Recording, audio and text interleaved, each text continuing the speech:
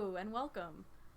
This is Admiral's Academia, and this class is on character development. So, as usual, let's do a little housekeeping.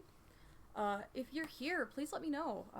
Go ahead and make a post in chat. Throughout this class, you can post questions to me through the chat, or you can go through the Kingdom of Nine Blades Discord. If you are on our Discord, please feel free to take a credit for today. And that would be in the featured park. Again, if you have any questions, feel free to post in either chats. I will be monitoring both of them. If you do have a question, if you could just tag me, I'd super appreciate it. That will make things a lot easier for me to be able to find the questions, so that when folks naturally chat, I won't have to read through everyone's conversations with each other to be able to answer questions. Also, for those that don't know, there's about a 20-second delay from when the post is made from when I can see it. So there will be a slight delay. And after every single section that I go through, I will be going back and asking if folks have questions for anything, and then we'll double back and make sure to get to all those. Okay? So, again, if anyone has any questions as we go, please feel free at any point to ask questions. Okay? Okay, I think we're good. Just doing some checks. Okay, looks good. Okay, character and development. This is a fun one. So, this is going to be broke down in a bunch of different sections, all of which are pretty essential to be able to actually go out and RP your character. It's extremely difficult to just start RP when you don't have everything sort of planned out. A lot of folks will have this sort of preconceived notion that all you need to do is pick a name and pick a class and go out and just try stuff. But it can be very hard to interact with others and to be able to improv and know what your character's responses would be in any given situation. So we're going to go over some things that we typically do in theater when we are given characters to play. This is sort of a character analysis, so that you are fully aware of all of the aspects that make up your character, what their motivations are, why they interact with specific individuals the way that they do. So we're going to just go over some of those common things that we typically do in theater. So first and foremost, you're going to want to know what the physical aspects of your character are. You're going to want to plan this out entirely. So do they have any prominent features, right? Do they have scars or an abnormally large nose or giant ears, right? Are they fey in nature, right? Are they elven? Do they have pointy ears? There's all sorts of different physical attributes somebody can have that have a very visual thing, right? Do they have red eyes, right? All sorts of things to consider. Are they tall? Are they short? Are they big? Are they small? Right? Are you playing a gnome? Are you very small? Or are you playing a giant? Are you really, really tall? All things to consider. Clothing. Right? What is the normal attire for your character? Does it change between like formal wear and combat gear? Normal everyday activity wear, right? Or is your character the type of character that has like one shirt and one pants and that's what they wear for everything? They're not really into dressing up. They're like, this works, I don't need anything else, and that's their signature look. Maybe that's not even the one thing that they have. Maybe they have just 10 pairs of the same exact thing and they just keep on, right? They're just super specific about, the attire, and they don't want it to change. So it's going to be important to know like what they wear, but also why, right? A lot of things that a character wears can be very telling of other things, right?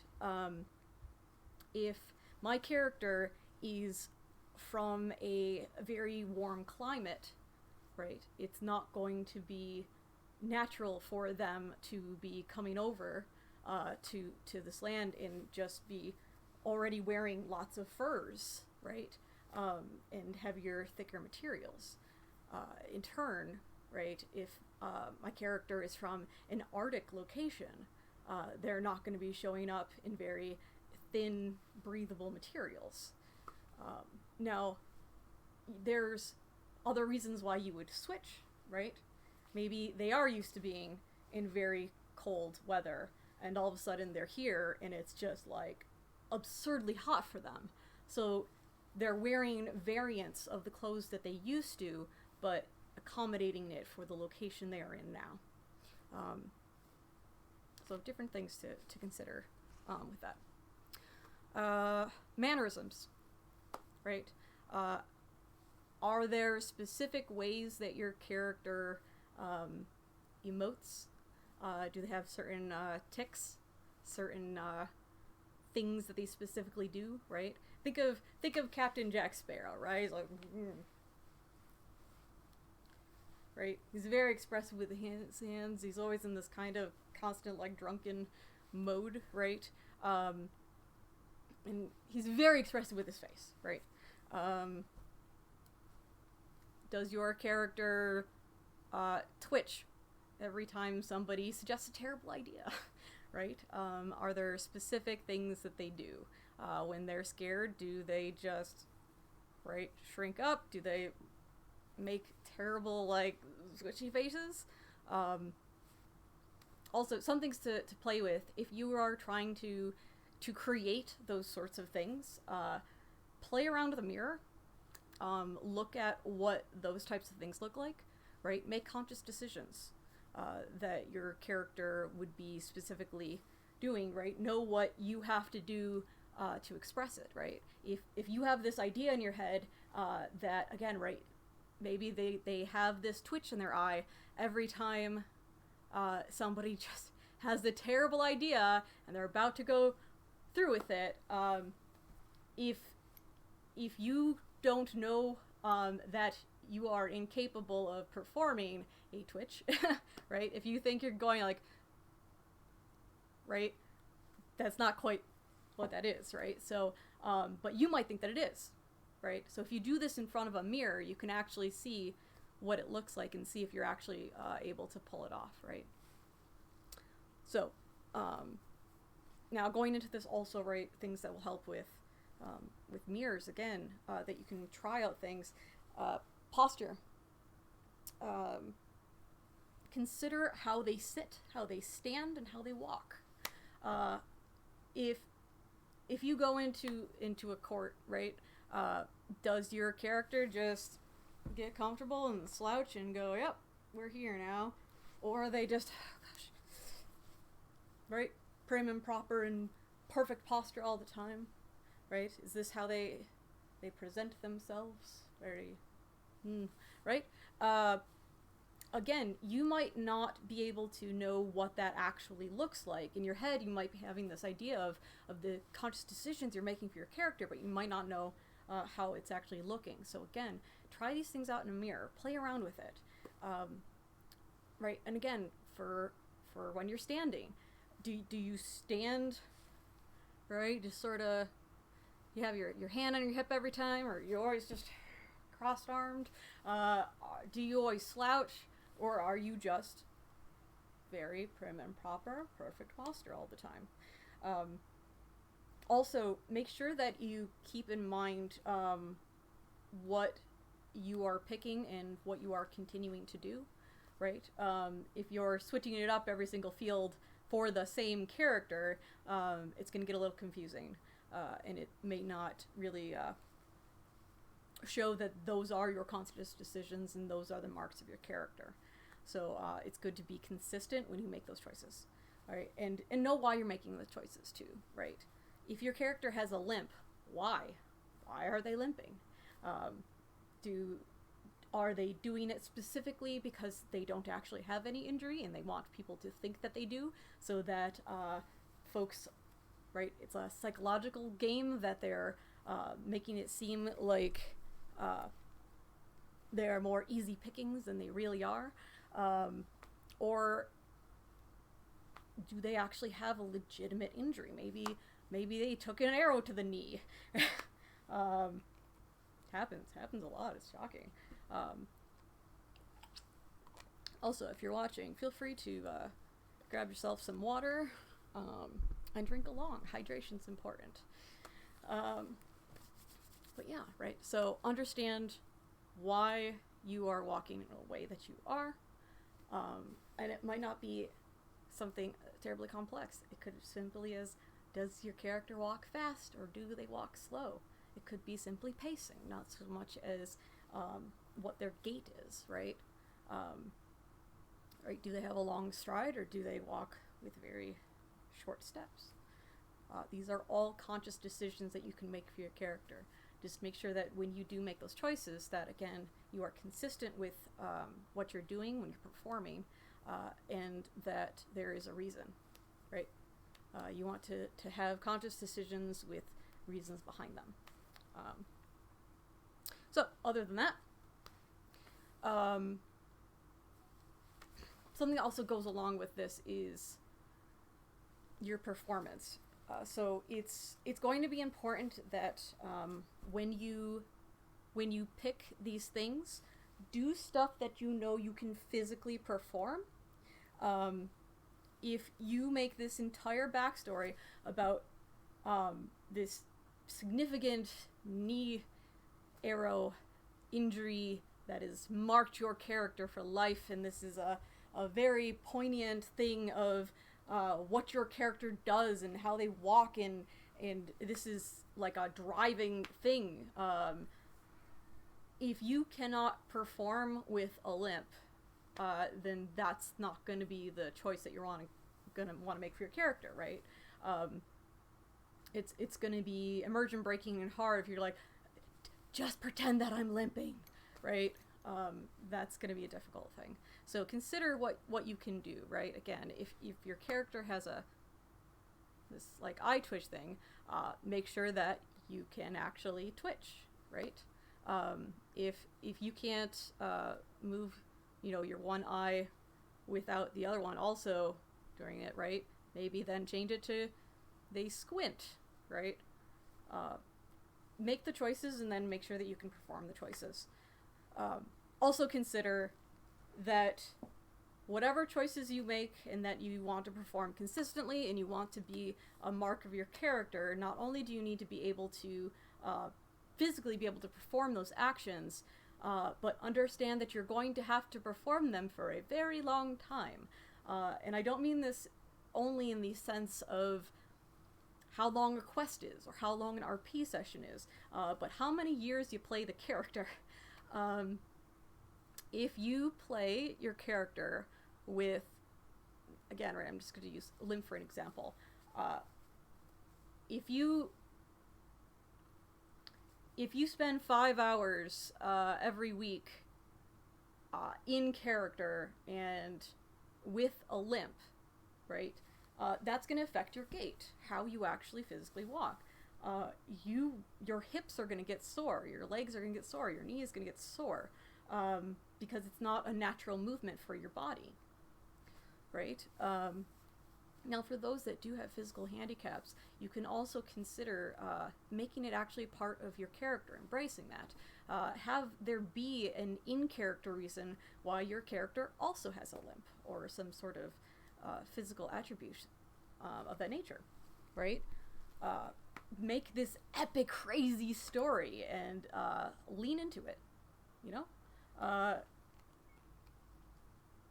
It can be a very difficult thing to have to go through medical things of that nature. I myself have chronic pain and chronic illness, and a various amount of things that make me limp. So yeah,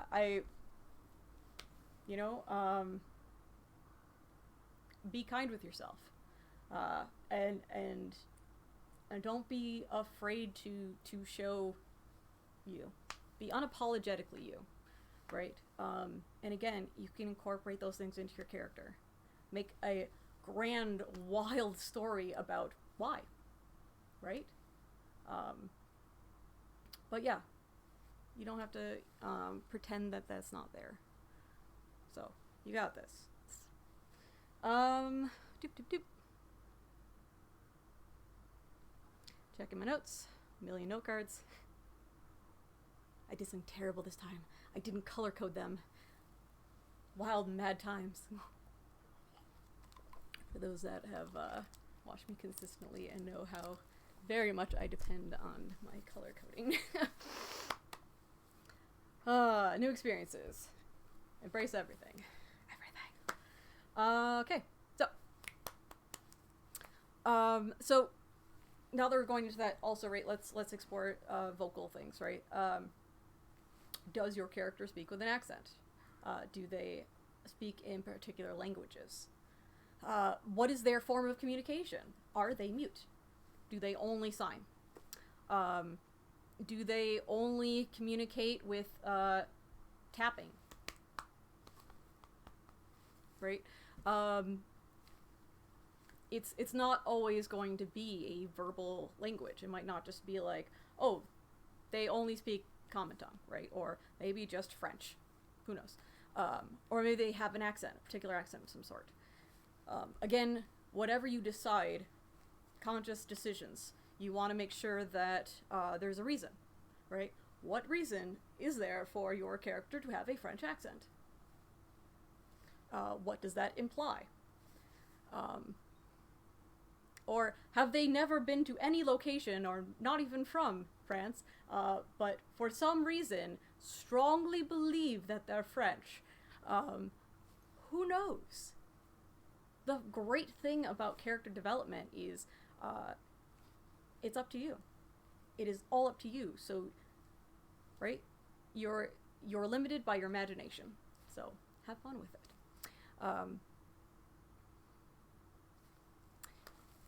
Other things with communication.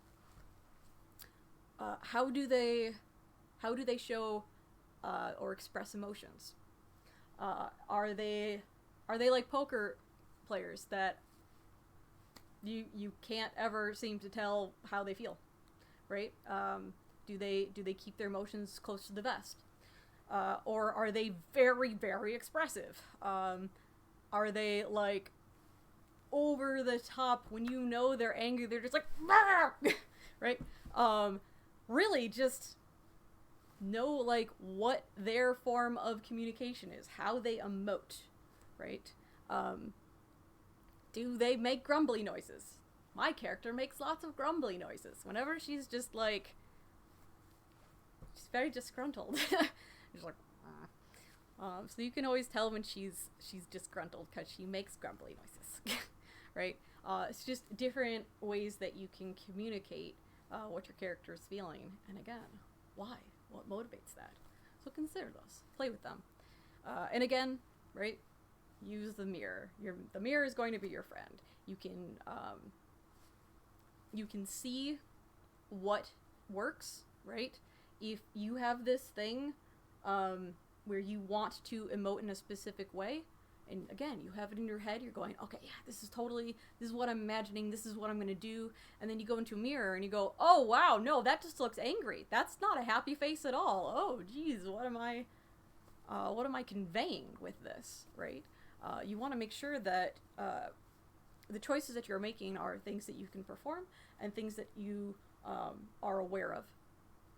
Because again, if you have this entire idea in your head of how you want to look, how you want to express things, and it's not the same as what you think is happening with your face, and your posture and your body and your mannerisms and all that fun stuff, then you're gonna end up getting crossed wires and miscommunications and stuff like that. So again, use your mirror, check out exactly what's happening with that, and yeah, play around. See what you like, see what you don't like, switch up things if you need. Play around, right? You can also, when you do have a set things, right, after you've done the mirror time and you've gone, okay, this is a really good, just angry face, just, right? It's like, so happy and excited. Go find a buddy. And go, okay, so I'm thinking about this sort of thing for my character, and see if they're catching on, if they are like, oh yeah, no, that works. Oh yeah, you totally do look totally crazed and out there, right? If that's what you're going for, right? Just see what they think, because also we have our own sort of perceptions of how we internalize and conceptualize facial expressions, mannerisms, body language. So what we might think is, oh yeah, no, that looks like super angry. They might be like, no, I'm not catching that at all. So you're like, oh, okay, then that's not a thing. So it's good, again, to do that sort of check-in, right? See if your performance ideas are actually getting across and are being interpreted as you are intending them to be. So, right? Mirror, buddy. So. Okay, so these are a couple other things to consider. Other communication stuff. Is your character very vulgar? Are they very straight-laced? Are they very timid? Are they very loud and boisterous? Are they very formal? Are they very casual? Again, these are all conscious decisions that you make for your character. So then consider why, right? You can pretty much do whatever. You can make any of these types of choices. Just make sure that they are conscious decisions that have a point and purpose. So that's that card. Swish.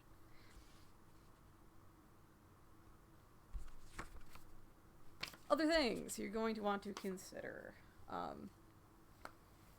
So this is more, of course, into the character analysis. Again, just like a lot of stuff we do in theater for our own characters, which, again, like the amazing thing about Amtgard is that you get to choose these things, right? For those of us that have theater experience, you're given a script, and you have to sort of interpret your character a bit, but for the most part, they are pre-existing character. You are playing what's on the page. You don't get to make that from scratch, right? So this is a heck of an experience where you get to create your own dream character. For those in theater, that's really an amazing thing. So enjoy that, embrace it, have fun with it, and also be aware that you don't have to create just one character, right? Consider that as well. You can play multiple characters. You can change up your character every field day if you want, but consider going through these things, right? Making those conscious decisions. And understanding why. But again, you don't have to just play one. Though I will say, if you do have one main character and you devote everything to that character, and the more time you spend with that character and the more experiences they have as they go on, the more they will be developed and the easier they will be to play. If you are constantly switching up your characters, they're not going to have a lot of personal growth because they won't have a lot of experiences. Characters are much like people, right? We are shaped by our experiences, as your character will go through quests and scenarios in open RP and whatever the case might be, that will shape them and change them. What you start off with 5 years in will not be the same character. So be aware that will happen, and don't be afraid of that happening. Again, these are things to embrace, things to have fun with and explore, right? This is a very explorative thing. So don't be afraid for change to happen, for motivations to change, for relationships to change, interactions, everything. Everything can end up changing. There's really no way of knowing what will be catalysts, right? And you can also choose what will be catalysts, right? You can choose if this moment in this quest is completely changing something extreme for your character, or if it was like, yeah, no, it doesn't really bug me. It doesn't affect him at all. These are all conscious decisions. Again, play with it. Have fun. It's your choice. This is going to be very important. It's your choice. You can make these choices and have fun with it. So, we've gone over physical appearance. We've gone over communication. So let's go a bit back into the background. All sorts of decisions you're going to be making for your character. And these are going to be really good things to know before you get out there and start playing this character. So, when and where were they born? Right? Is your character 200 years old? Are they immortal? Or are they 20? Just, right? Are they your age? Where are they from is going to be important. Are they from Amtgardia?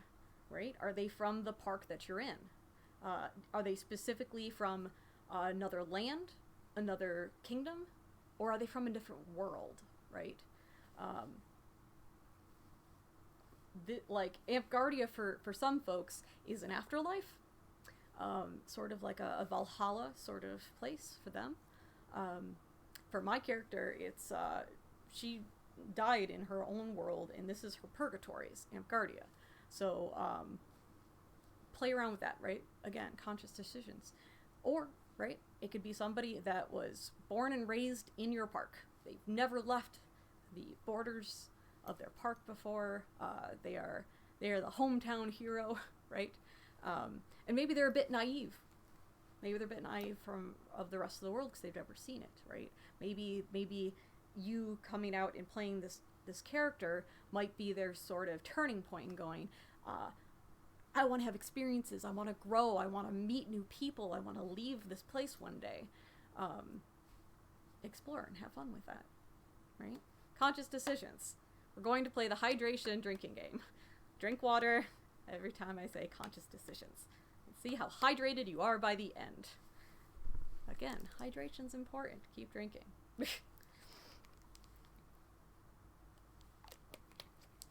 Okay, education.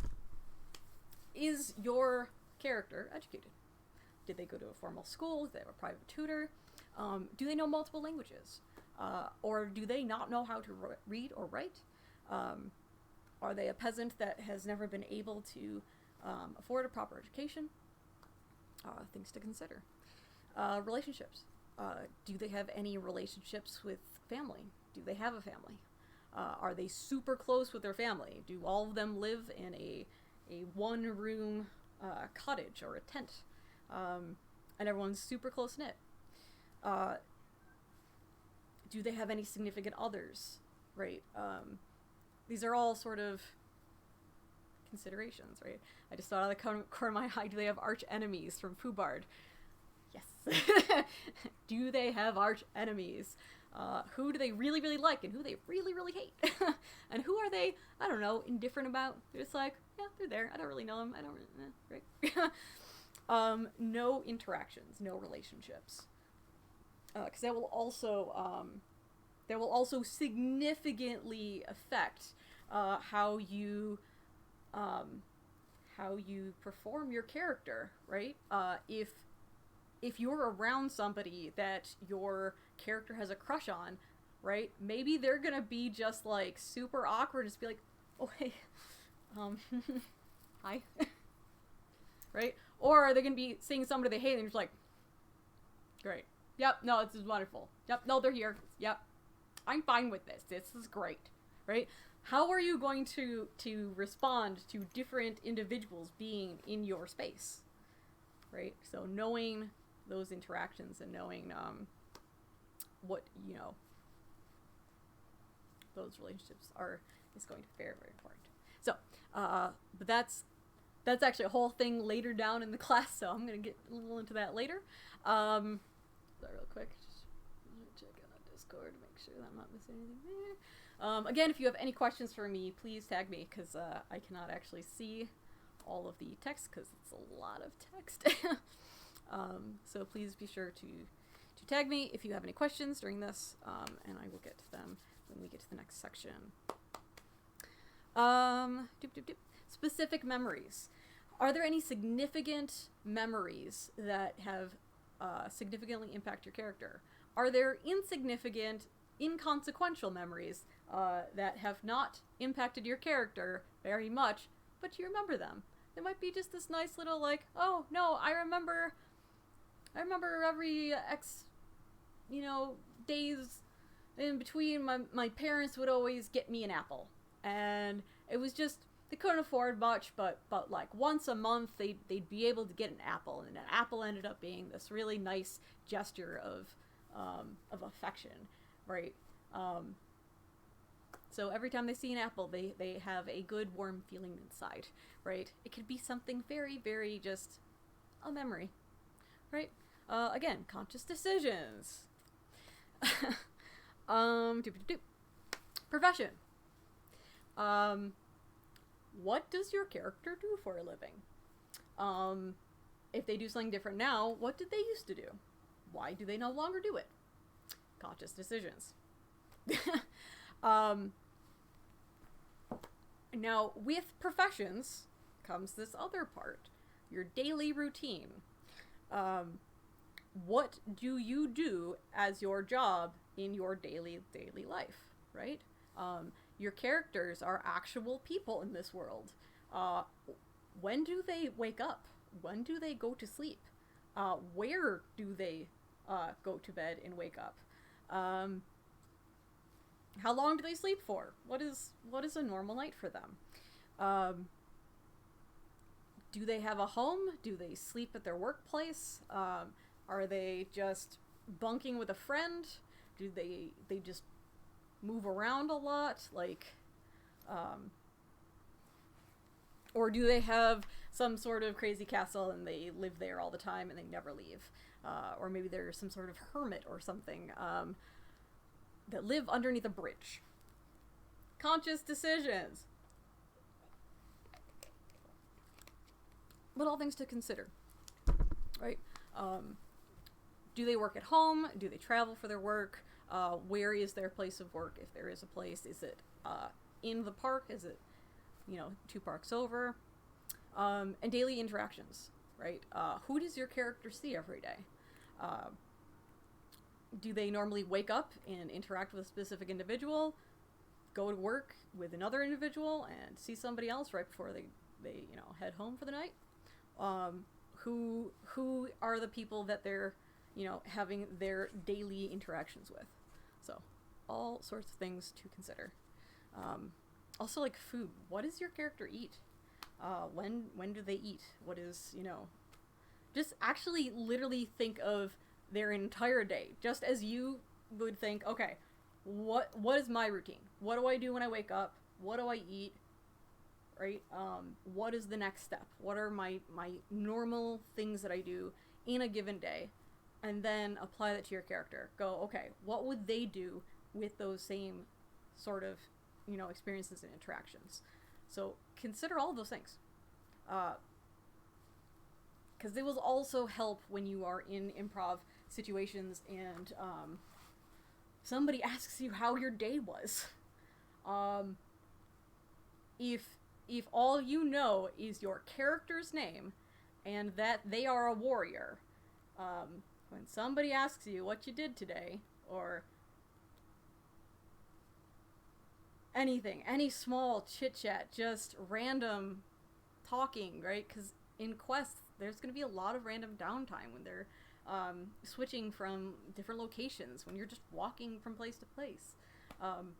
When there are loading screens, right? When your questmaster has to set up another area, or the NPCs need to change costumes to play multiple different characters, right? There's going to be moments where you just need to just talk with the folks around you.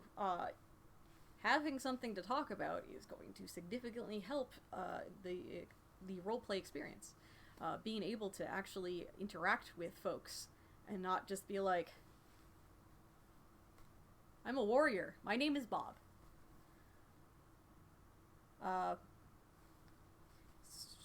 a warrior. Bob. Bob the Warrior. I don't know. I'm Bob. Right? You don't want to get stuck into that. There's only so long that you can express that you are a warrior and that your name is Bob. Only so long. I'm going to say about 30 seconds, and then that's it. You're on your own, and you have no material to work with.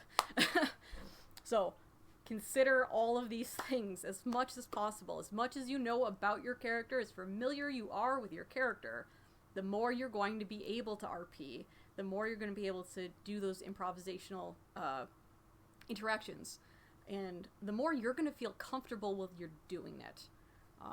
It's very, very uncomfortable. How many times have you been in a quest and you've gone to an NPC and you tell them, "Hi, I'm Bob. What's your name?" And they go, "I didn't think to give them a name." And all of a sudden, just immersion breaks right then and there. They don't know what to say. They get flustered and they forget everything. And all of a sudden, they're just like, "We'll call you Phyllis then. Hey, Phyllis, how was your day? What did you do today?" "I didn't think about that either." "I have this sheet that I have to give you." Like, all of a sudden, like, that entire interaction's already gone. Like, they're just gonna be like, "I'm just gonna hand this to you. Now I'm gonna change and do the other character, and I'll think of a name for them." Right? Like, I can't tell you how many times I've had that exact interaction with people. The name just changes on the second attempt. Also, be advised, if you are ever in a quest with me and you don't have a name, I'm going to call you Bob. Pro tip, I will always call you Bob if you do not have a name, if your name's not set. It will be Bob until you determine a new name. So, I look forward to meeting you, Bob. Okay. So, more things, more fuel to add to your bag of knowing one's self. Personality. So let's go into some personality things. Are they impulsive? Do they rush into battles? Do they rush into conversations? Do they just see a puzzle or a trap and they just go, "We're doing it"? Or are they very cautious? Are they very calculated? And again, why? Why are they this way or this way? What motivates them to be as such? Consider also goals, ambitions. What drives them? What do they want in life? That ends up being a huge motivator for especially a lot of quests. Knowing what your character is trying to get out of every scenario that they're in, right? Maybe they're just really into shiny things, and their motivation for every single quest is find a shiny thing, take a shiny thing, right? It could be a piece of tinfoil on the ground, and they go, "Yep, this is all I ever wanted. I have succeeded in my goal. This is it." And not even be the main, like, quest line, right? They might have this sort of personal thing that they do that's their own personal goals. Or they're trying to find the killer of their family, and every single thing that they do is trying to get information, right? Maybe every time they see a new person, they're like, "Were you the one that killed my family?" No? Okay, then hi, I'm Bob. Right? So understanding what drives them, what their main motivational life is. Other things to consider. Words are hard. What are their values? What are their morals? Do they have a moral compass? Is it a hard line of a thing they won't cross? Or is it more a little, you can spin that compass a bit, right? Are there extenuating circumstances when they're willing to bend their things ever so slightly? Or if they're just completely chaotic and they're just like, "We're gonna do whatever." Also, like, honestly, a cool thing to consider is like the D&D alignments, right? Lawful, good, chaotic, evil, neutral, all those sorts of things. Those are also pretty good things to consider as well, right? 'Cause it's, again, you want to know what your motivations are. You want to know what's driving you, and you want to kind of know where your lines are, right? Or if you have no lines at all. So, things to play with. Other things. Fears, regrets, doubts. What are their hopes? What are their dreams? What is, fears, regrets, doubt. Are they self-conscious, right? Are there certain things that they don't like about themselves, or are they like super narcissistic, right?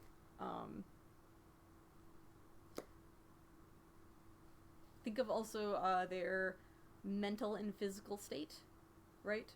Are they very sickly individuals? Are they absolutely mad? Or are they just are they super healthy, super strong? Are they just very calm and logical in all situations? Are they sort of resistant to madness, right? Or are they like Cthulhu levels of just, there is no hope? They always are seeing demons everywhere when they're not, right? Like, have fun with it. Conscious decisions. Other things, which is the last thing I have in here. Strengths and weaknesses. This, and I don't mean that in the physical sense, but consider the physical sense as well. But are they particularly good leaders? Or do they not work well with others? Are they lone wolves? Are they alphas, right?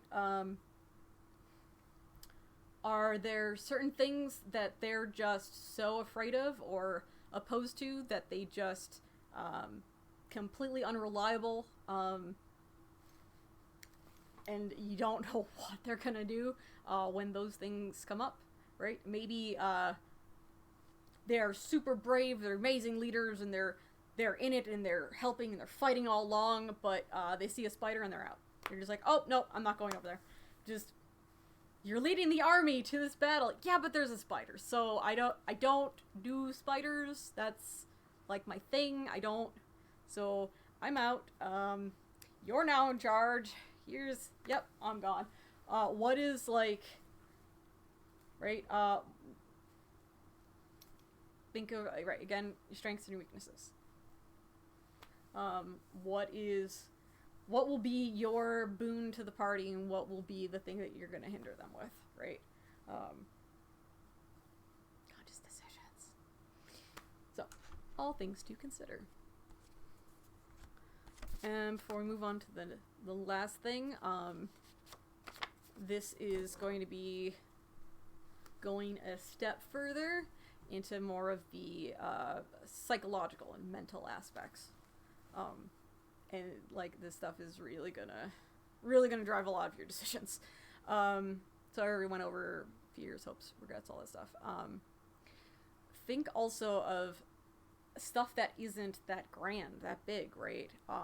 Maybe they have these giant fears and these big dreams, or just gigantic regrets that just eat them away. Go super small also. What do they like? What do they don't like, right? Like, likes and dislikes, right? Do they like horses?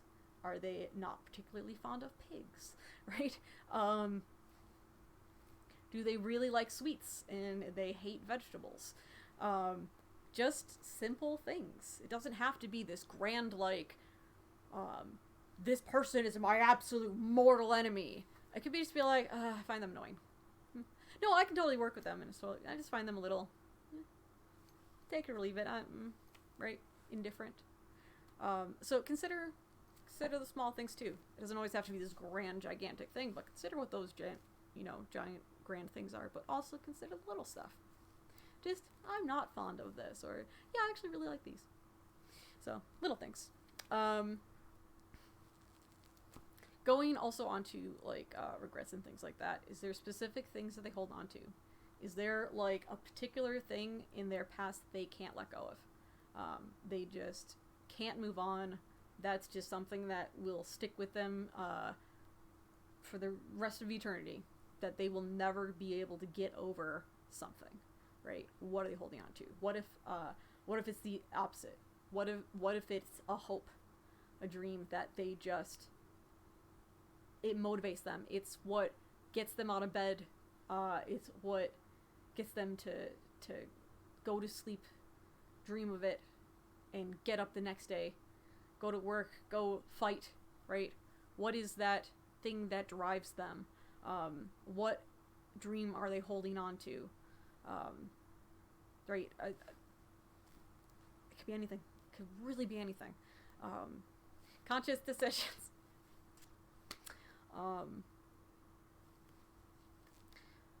Other things. Recurring thoughts. What are just a bunch of recurring thoughts do you have? Is there just always like, I will undoubtedly be thinking, everyone's murder hobos. Everyone I ever work with is a murder hobo. We're gonna go into this quest. You know what? Murder hobos. I bet the first thing that's gonna happen is they're gonna kill every peasant we see because I live with murder hobos. Right? Is that always just... Again, just out of the corner of my eye, I'm seeing Fubard intrusive thoughts. If you have been a part of the Nine Blades quest arc, intrusive thoughts. Rot.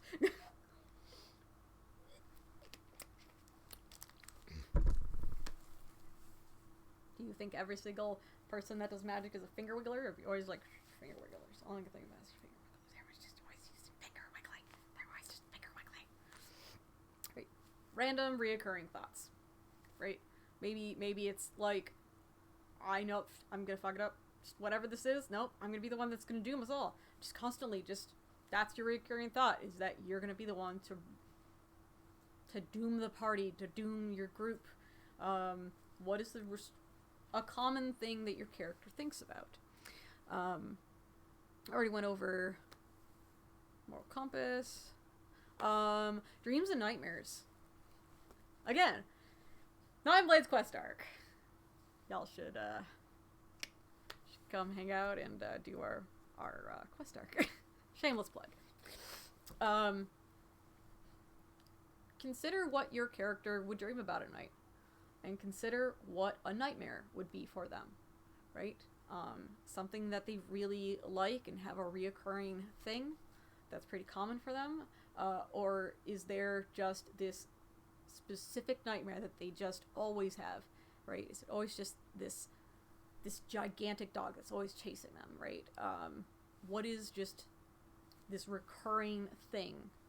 You can actually go pretty deep with that, just like actual like psychological deep dive in just like the dog is a metaphor for this, and yeah, you can go pretty deep dive with that sort of stuff. It can be like super fun.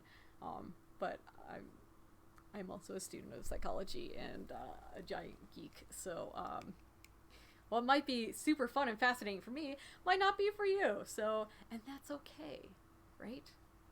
We all are very different individuals with very different likes and dislikes and interests, and that's okay. We shouldn't all be cookie cutters, right? Embrace your difference, be unapologetically you. See if I'm missing anything on here. Oh, how do they see the world? Are they particularly hopeful, or are they gigantic pessimists? When they start an interaction, do they go, you know what? We're all going to band together, and as long as we do that, we're going to make it. There's nothing that we can't do as long as we're together. Or do they go into that going, yep, no, it's going to be terrible, and there's no way we're going to make it. Just, yep, we're all going to die, yep. Like, every time, no matter what, just think the worst of people, just figure everyone is a murder hobo. They're all murder hobos. There's nothing going to be accomplished. Everyone's a murder hobo. Reoccurring things. Murder hobos. And again, right, this bleeds over a little to another thing I mentioned before, but, like, the experiences that shaped them. Is there one specific thing in your character's past that was so impactful, either negative or positive, that is why they are the way that they are? Did something happen that made them a pessimist, right? Were they this hopeful, dream-infilled individual, and then X happened, and now they just expect the worst of everyone, they don't trust anyone, they don't work well with others, they don't have a lot of positive interactions with others? Is there something that happened that made that shift? And also consider that that's a thing that could happen in the future. That doing a quest, RP scenario, whatever the situation might be, is there going to be a moment that you go, this is the turning point? My character was super fun and energetic and all this, and I did this one quest, and all of a sudden it affected them so much they became a pessimist. They just it happens. It definitely happens. It happened to my character. My character was very different.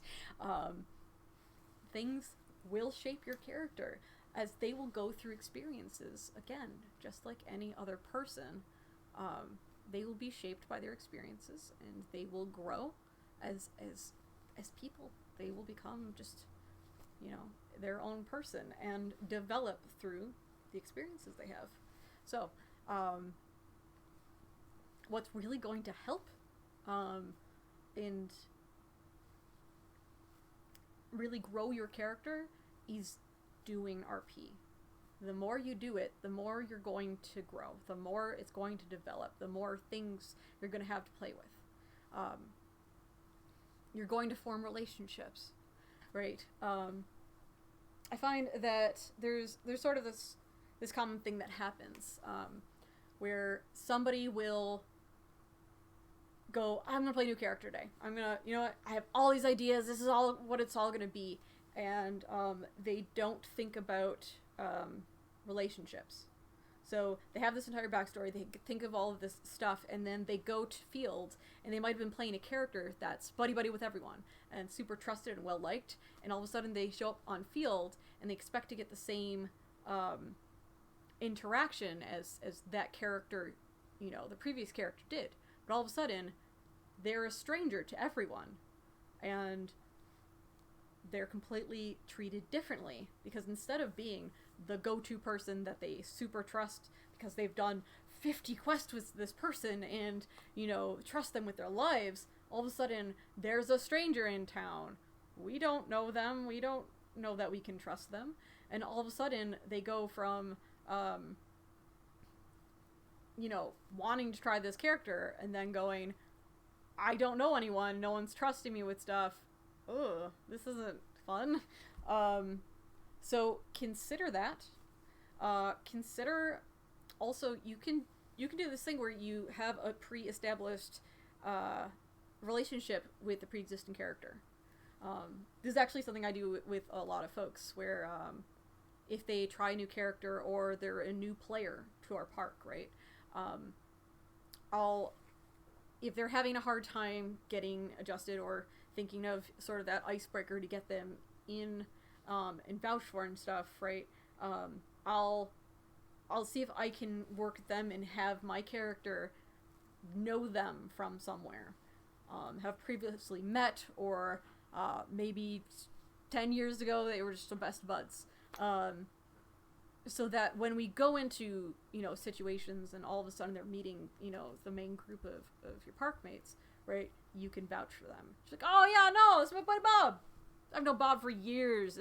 Great guy. This guy, the best. No, totally trustworthy. Whatever you tell me, you can say it in front of him too. This guy I trust. This, with my life, Bob. Bob's the man. Right? I've had folks where they started and they were just like one of my crewmates. Just, oh yeah, no, they've been on my ship for the past 10 years. They're here now, right?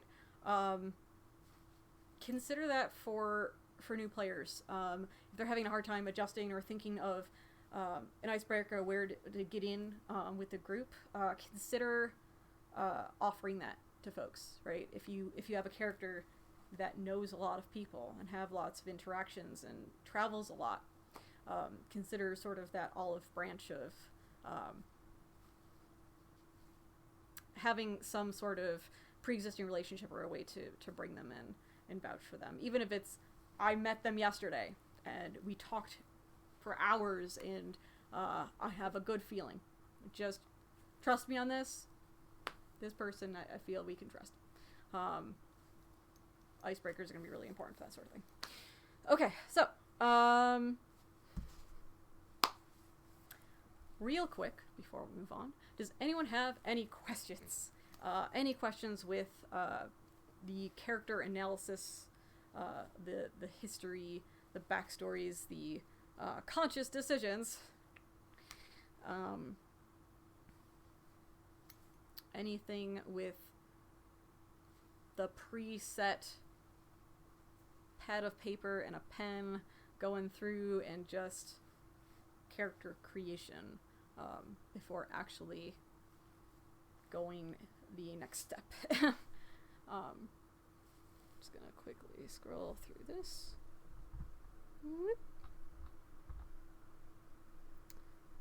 Again, there's a 20-second delay, so if you have any questions, please tag me. And again, for those that have newly joined, you can see we have more people than we started with. Feel free to just say hello. Let me know that you're there. I'd love to know. And welcome, also. Super appreciate y'all being here. And hello to those in the future that end up watching this video.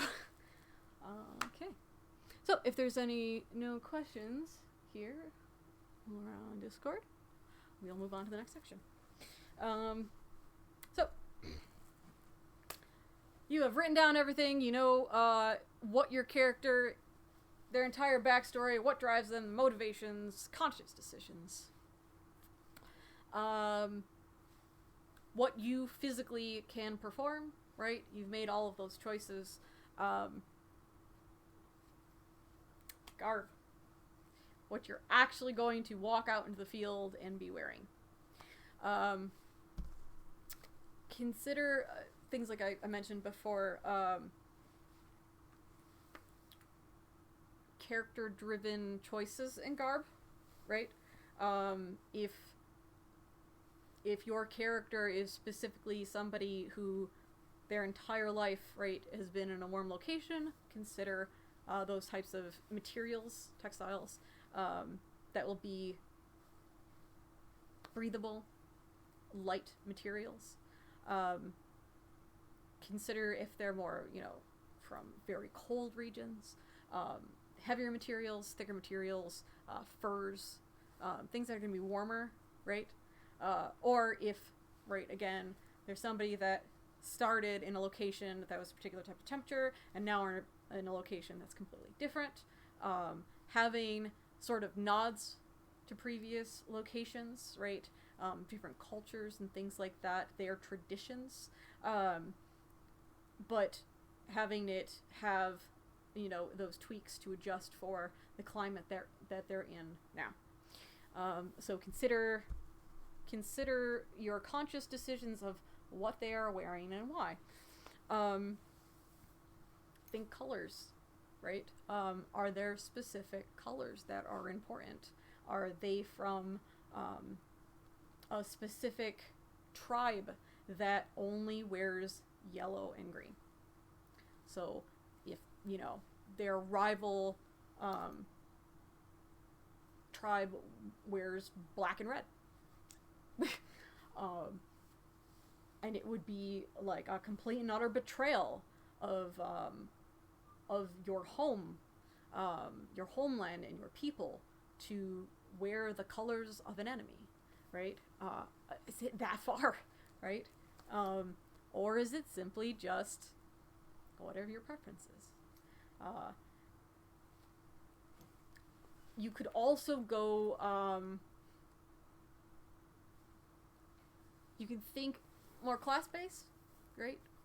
If they're specifically just like hard into warrior, you might want to do purples, just, you know, just repping classes or whatnot, right?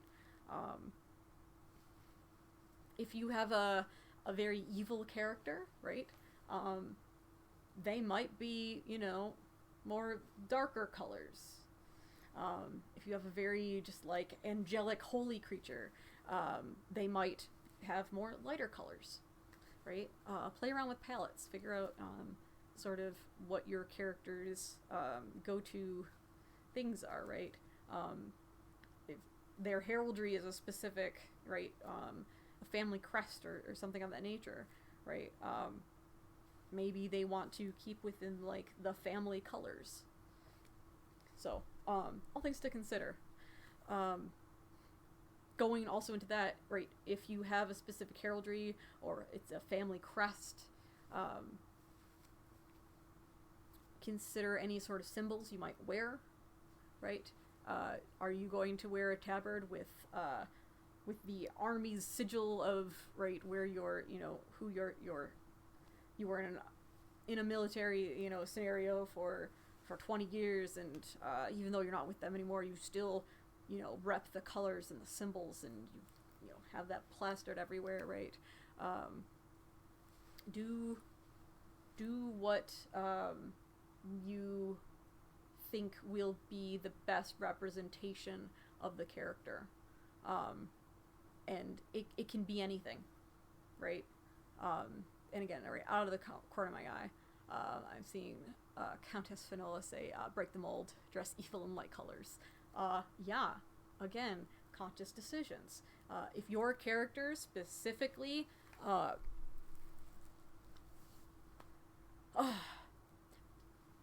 you know, most villains don't think that they're villainous. They might wear white colors and light colors because they think they're right. They think that they are the good in the world, and that that they are righting this great wrong by murdering thousands. This is a purge. This is what the gods want. I am saving everyone by doing this. So they might think of themselves as this holy, pure individual, even though they slaughter everyone. So they might wear all white colors and still be a completely evil, villainous individual. In turn, right, you could have somebody that's really good, just like you in lawful good, but be just dressed in just, I don't know, black and red. Conscious decisions. But you might have like a thing that resembles you, right?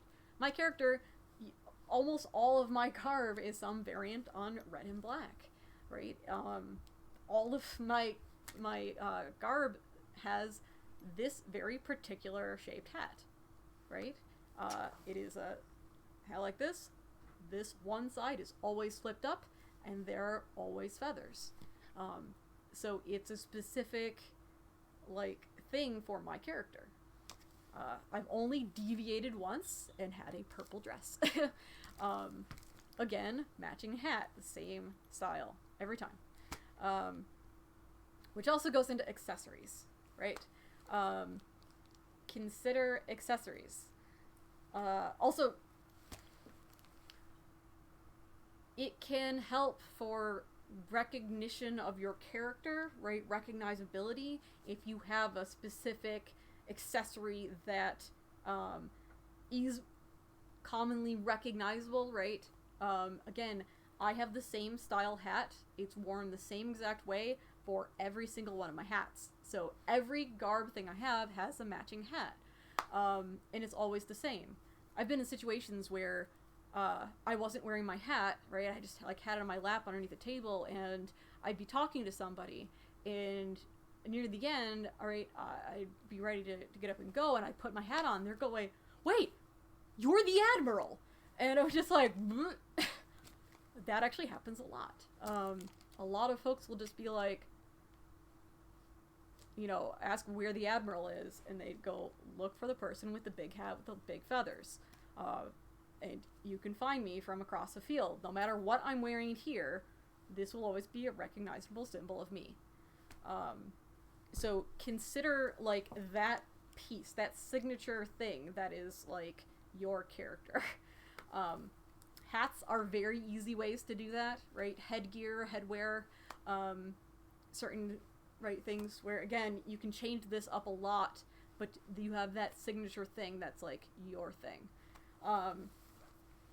But, I mean, there's lots of different items that can be. It can be armor pieces. It could be specific cloaks or something like that. Really elaborate gloves, right? Maybe you have, like, these super, you know, gloves that are, like, go out to here with a flare-out thing, and they're, like, super ornate. And, again, you've got, like, 10 pairs, and each one has, like, super specific embroidery or beading, and, like, it has your sigil, and it's always just like, that's your thing. It could be anything. But other than that, right, consider other accessories, other little things that you keep on your person, right? If you have specific jewelry, if you have little trinkets or knickknacks that you always keep on you, either shown or not, right? They might be just specific interactions, things that you keep with you that help you stay in character, are a specific thing that is very personal or close with your character. Like, for those that are watching, I'm gonna actually give you this super secret thing. Every bandana that my character has a secret daisy on it. That's a very specific thing to my character. And it's a very tiny little subtle thing, but it's a significant thing to my character. So I have, like, I want to say, like, 4 different bandanas, and each of them have this flower that's embroidered onto it. So everything that I have on me has a very specific meaning and representation. Everything, like, are things that I can play with in character, right? In theater, there's something called stage business. It is something that your character does or plays with or has some sort of interaction with when they are not like the main person in the scene. They're not the person talking. They're in the background doing something, right? It could be a fan, and they just keep on just, like, right, the whole time they're just trying to figure out how to do the flippy trick, like, right, they're just trying to figure out how to do that, and they're just like, yeah, right. Their whole entire business might be that. Their entire business might just be, it's super hot, and they're trying to show how hot it is. And the whole time they're just fanning themselves. They have no lines. There's nothing else that they're doing. They just need to be in the background, showing that whatever area they are in, right, that it is hot. But it's something that the character has to play with, some sort of physical thing.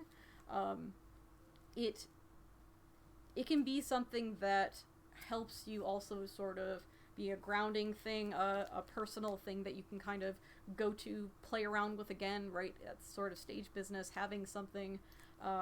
It could be a coping mechanism for your character, right? If they get very stressed or scared in certain situations, maybe they just need to have this thing on them that they can just kind of play with, like a fidget spinner thing, right?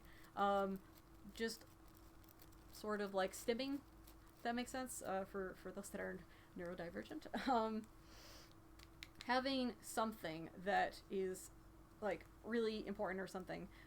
Maybe like when they're scared or nervous, they hold on to and play with something that is important to them. Again, make those conscious decisions, whatever that is. Have a set thing and have it be consistent. It's always neat to see how much folks pay attention to your RP and your performance, because when they notice you do something that's super subtle, it's actually quite gratifying, right? You make these conscious decisions, and they're very small things, but it is something that you are super consistent with and have an entire reason as to why. It can be just this very cool, subtle thing, and it might be something only you know. Might be something only you are aware of, and no one else knows about it. But I'm gonna say, give yourself the challenge.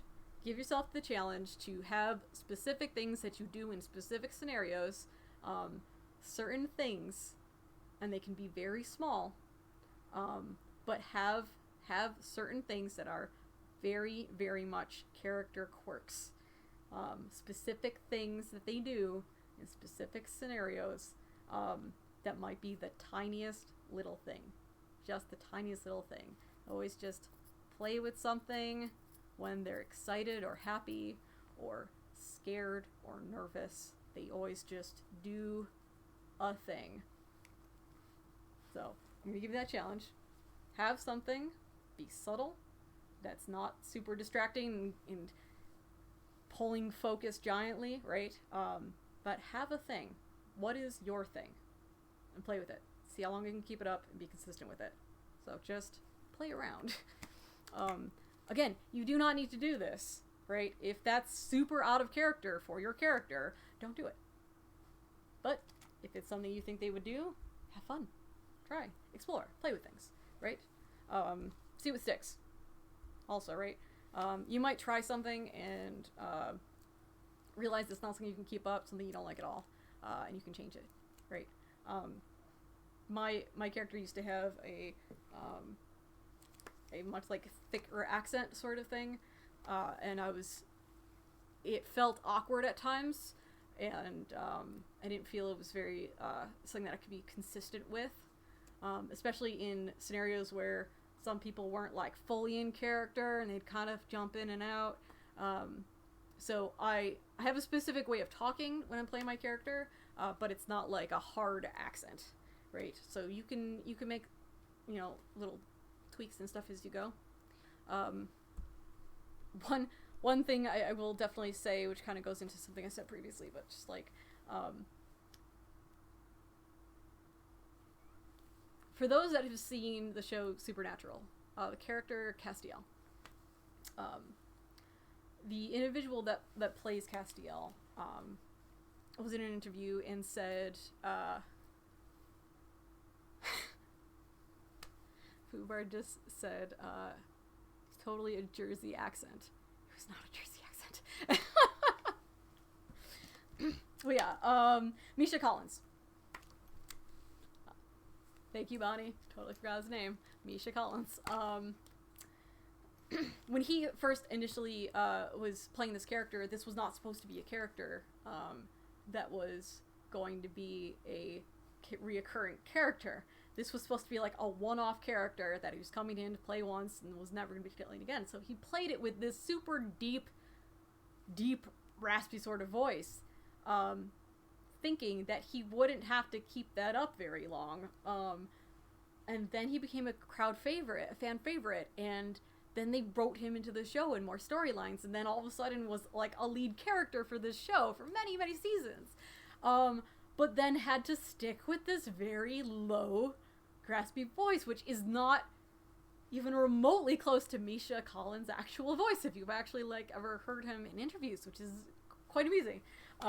If you've never heard his real voice, it's just like, oh, that's very different. I had an experience myself. I was playing a witch on a hayride for I was a scare actor in a show for a Halloween hayride thing, and I was playing this witch, and I did this super guttural, like, low voice for her, and not understanding that I would have to do this, like, Monday through Sunday, or sorry, Friday through Sunday, every single week of October, and some of September even, and while it was cold out, and sometimes raining and miserable, and I was a voice major at the time. And then at the end, I also had a recital coming up, and my teacher was furious with me, because I was doing this voice that was just not good for my vocal cords, and I was doing it every week, in the cold and the rain, and just, like, I'd come in with just, like, no voice every week to my lesson, and you learn pretty quick when you get into it, when you make those choices and it's something that you have to play for a long time. Make sure that you're not doing a voice that's actually going to do damage to your vocal cords. Actually consider that, because some folks don't understand how much damage they can do to their vocal cords, so I would encourage you to look into that. Do vocal warm-ups and things like that if you are doing different voice types that can be really affecting stuff. You want to make sure that whatever you're doing it safe and something that you can do for long periods of time and for years, right? These decisions that you're going to be making are going to be for years, hopefully, right? I hope you stay in the game. I hope you continue to play and do these characters, right? So consider it for the long run, right? Consider that this is not going to be a one-off character. Consider that you're going to be playing this week in and week out for possibly years. So definitely things to consider. Yeah. Doop.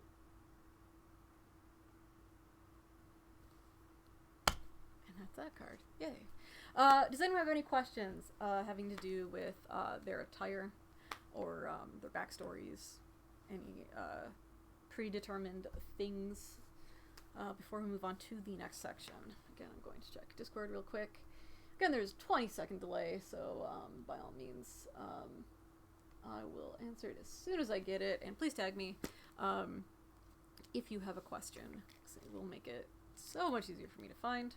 Because again, it is a little hard to actually read through all of the things. Names? Sorry, Fuber, I don't know what you mean by names. Could you elaborate for me? Picking your names. Yeah, okay. Okay, solid. Yeah. Let's go for that. How important are they? Oh, jeepers. So, for those that are creating their first name in Nilfgaard, it's actually pretty significant because that's going to be your orc name. That's going to be the name you're going to sign in every single field day, every event. It's what everyone's going to call you. It's going to be the name on every single award you ever get. And it will become a thing where there will be the majority of folks you meet that will never know your real name and will only ever call you by your character name. It will be the one name, and it will become sort of your you, right? I'm actually at a point where I rarely hear my real name anymore, and I mean this like in mundane life. My friends just call me Admiral now. It's funny too, because right, my original character was Captain Ann Cash. That was my character, and then a lot of people would just call me Anne, and then like as I got different noble titles, right, the captain turned into Commodore, and then I didn't think I was gonna get any higher higher titles than that, I was mistaken. So also when I got knighted, instead of Sir or Dame, I chose Admiral. Right, just going up the line in sort of what I was doing for titles, and then folks just started calling me Admiral instead of Anne. And it's funny too because Anne is so close to my actual real name, which is Amy, right? So folks would think that my real name was Anne, and that was the whole thing. I found out later down the line, folks in my in my previous kingdom, 10 years after knowing me, would be like, I thought your real name was Anne for like 10 years. I didn't know your name was Amy. Just like, because it's such a like a generic name and it was close to mine. But yeah, so it has become such a thing that also in my park there's another Amy, so we basically just go by our character names. And again, folks call me Admiral. And my friends, right, when we're not in the game and everything, they call me Admiral. So Admiral's now, it started as just my knighting name and has now become my real life nickname, and now it's basically replaced my real name. Not complaining. I think it's super neat, and I really like the name. It's fun. But yeah, it's not something I ever expected, and it's not something I started. I did not ask anyone to start calling me Admiral. That was just kind of a thing that started happening. I was just like, okay, cool. So I've sort of just embraced that, and now I'm just, most folks just call me Admiral, and I'm super cool with that. I actually really love it. But yeah, so it's just become in and out of character now, and out of game. I just go by Admiral for everything. Which is just, it's still kind of mind-boggling to me. But yeah, so long story short, how I originally came up with my name is I went online and I took a what is your pirate name quiz. And it came up with Captain and Cash. That was the name it gave me, and so that's the name I went by. There was no actual other reason than that. I took a what's your pirate name quiz, and ended up there. So 14 years of being called this, and it was from a online quiz. I'm actually quite terrible with names, so so I did an online test. There's lots of different like online tests and stuff you can do, play around stuff.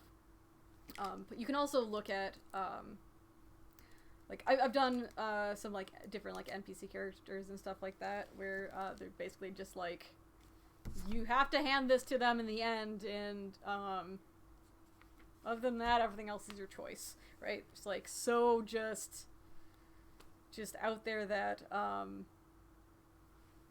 yeah, you're just like, okay, so I have to create an entire character, and that's one of the points where you have to like figure out your name and stuff. So like I remember also this sort of like elf creature person that I played, and I went to I just looked online for like name generators and things like that, in different like common names in different like draconic names and elven names and different things for specific fantasy tropes and whatnot.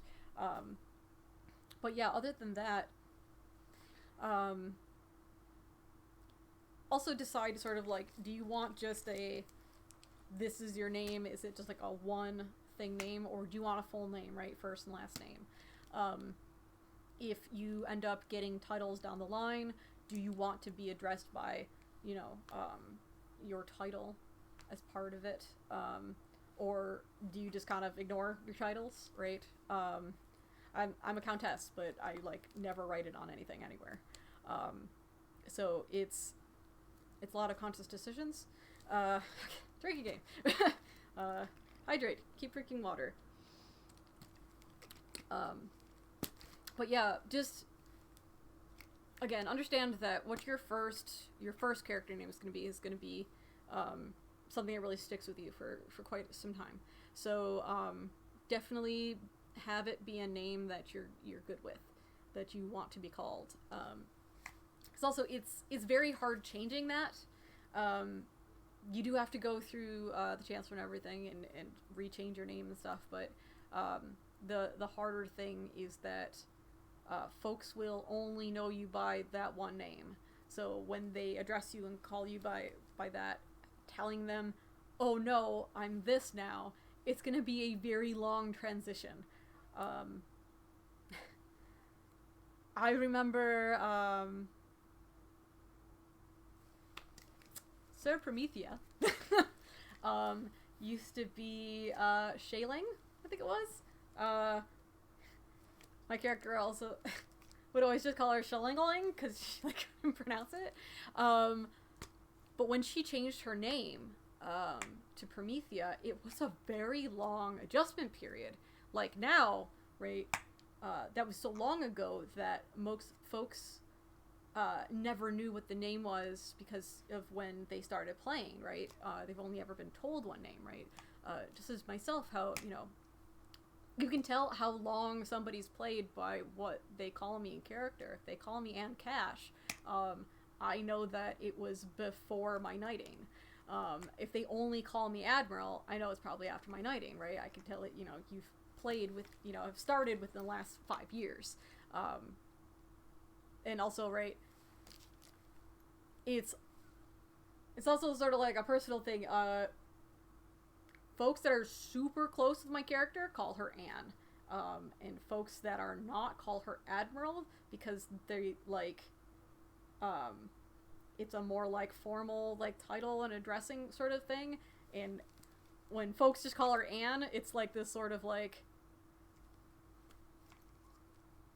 it would be like calling our prime minister just oh, hey, Justin, right? It's you have to have a certain relationship with somebody when they're in a position to just call them a very casual personal name, right?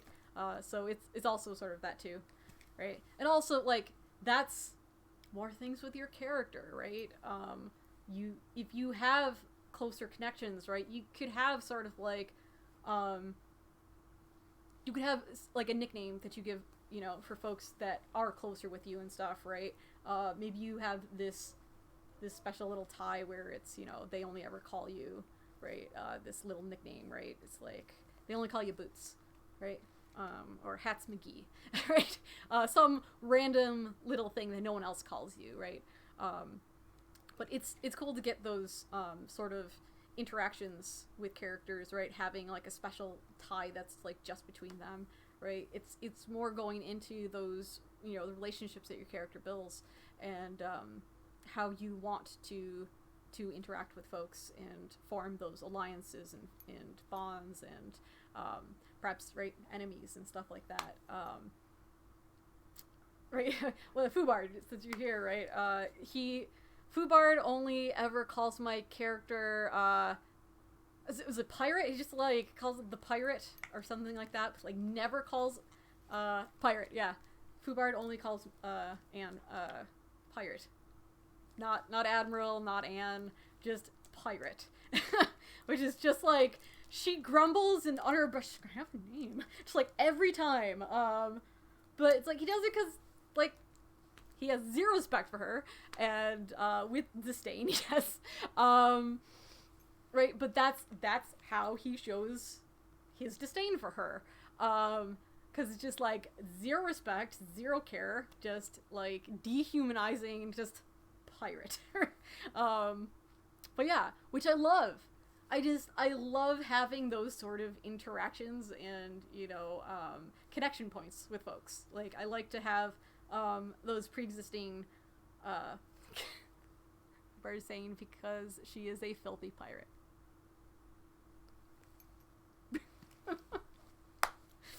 Right. I love just to have those particular interactions with folks, right? Having, again, building your character, having that sort of substance those conscious decisions. No, it's yeah, I mean, and again, funny saying that face. I have very specific features. I'm actually grumpy now. Heart, love you. But yeah, Fubart is saying, like, side note, we are really close, good friends in real life, which is true. Yeah, some of my characters' like biggest mortal enemies are some of like my closest buddies in real life. It'll be this moment where there's just like this super traumatic, horrible, just like super intense RP moment, and then right, we'll be out of character and we'll be like, oh man, buddy, it was so good. Yes, like, oh my gosh, that was so bad for my character. Oh, that's gonna be like so damaging. And we'll just like, right, hug it out, high five, and just like completely break character and just be like, oh man, let's go to Barlick, go hang out, right? Just like complete different break. But yeah.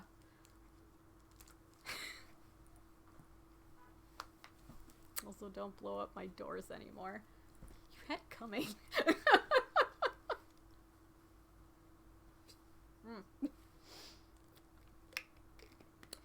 neither here nor there. So let's move on. I'm getting off topic now. But yeah, there's different ways that you can figure out names. Also, for folks that are better with, creating names, talk with folks, right? Workshop ideas, try to figure out what sounds good and what doesn't. Like, for instance, right, Tyler, Bunjo, he's really good at making names. He's just like a name generator himself.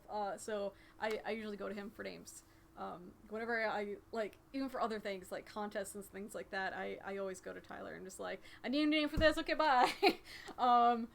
Yeah, so sometimes it's just, it can be really hard for yourself, so, talk with others, right? Get advice, get ideas, right? You can even go so much as, make a Facebook post and just be like, I'm trying to create a new character, this is what they're like, this is where they're from and stuff, but yeah, just throw out name ideas if you got them. Look at your options and choose from there, right? Yeah, so just random options for names. But yes, your first name is going to be very important. And your orc name is going to stay the same, even if you have like 5 characters that you play, right? And again, the name that's going to be on your scrolls and awards and things like that. So again, that name that you pick for your character and what you're going to be addressed as in Amtgard is going to be very, very important, because this can be very hard to change, and it will be, regardless of who you're playing, after that and how many characters you play, that one name will be the one that you refer to as, and will be on everything. So that. Yeah, it's kind of, like Fubart is saying, 90% of Amtgarders don't know my real name. Yeah, most Amtgarders do not know his real name. So, I'm not going to say what it is. So we can keep that up. But yeah, again, right, you're usually just kind of referred to as by your character name. It's also, names are hard, and having 2 names for everyone is hard to remember, so a lot of times they'll just call you by your character name. Yeah, so moving on. Again, if anyone has any questions, please tag me, either on our Discord or, dang, I forgot to sign in. Good job, me. Rip. Okay, well.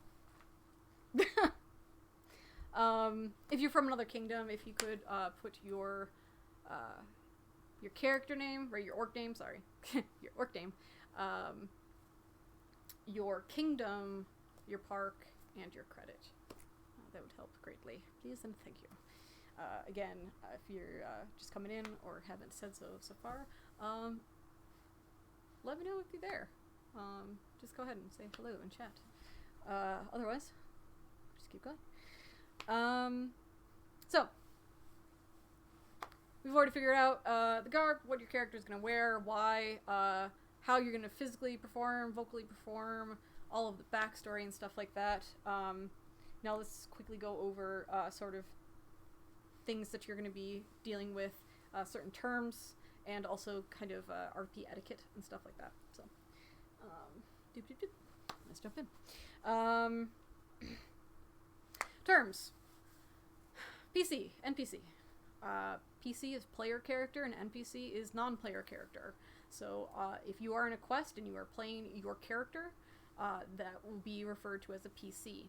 If you are playing a character in the quest that is not your main character, right? It's somebody that is part of the quest line, is a pre-existing character that the quest writer is creating. They're giving you a character sheet. Maybe it's a monster, right? Whatever that is a NPC, a non-player character. You're going to want to listen out for those terms, especially when they're like at events when they're, and also field days, when they're giving instructions of when meetings are, because they'll say NPC meeting at this time, PC meeting at this time. You're going to want to know which one you're supposed to be going to, when and where those things are. You don't want to be late. Starting a quest late is super, super, super bad because you're going to miss all the information. You're not going to know where to go, what your game objective is, where your character is, right? Because all of a sudden you might be in a different land altogether, another world, right? And if you walk in half an hour late into that, you will have no idea what's happening for the next, like, 4 hours. So it's going to be very, very important. Make sure that you're on time. Out of character. In our game, you can signify out of character by putting your fist on your head, something like this, right? This is a good thing to go, right? Out of character, this is from the other, okay, cool. So back into character, right? Like, it's when you are out of character, you are not role-playing. It is just you are communicating as you, you're talking about mundane things, things that your character wouldn't know, or expressing, maybe you're having a situation, maybe you're like, out of character, I need to take my inhaler real quick, right? I need to go grab this, or, right, oh, my ride is leaving, out of character, I just need to tell them that I'm getting a ride with someone else, right? Whatever the case might be, but you don't want to just break character and be like, oh, hold on, I have to go grab my thing from my car, right? You want to signify, right, that you are out of character, because it can be very confusing, and be very, immersion breaking and stuff like that. So, which we'll get into etiquette stuff later. Red herring. A red herring is, how do I explain this? It's basically someone trolling you.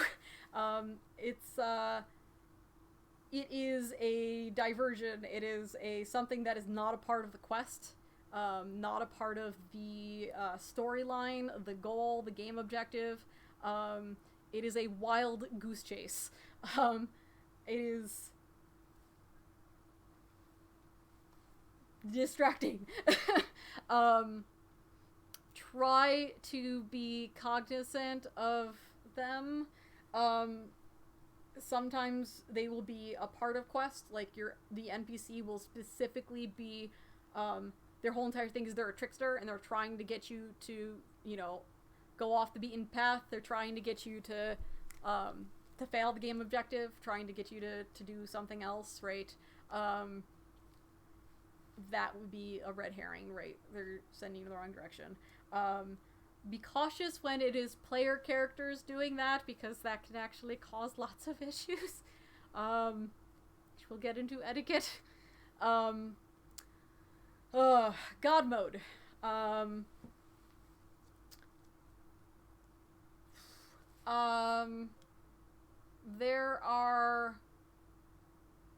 There's gonna be some folks you're gonna interact with where they have ungodly amounts of power and knowledge, and they can do way too much, and they're basically gods. They're unstoppable entities. They're basically just like the Superman trope. They have an answer for everything. They have no weaknesses.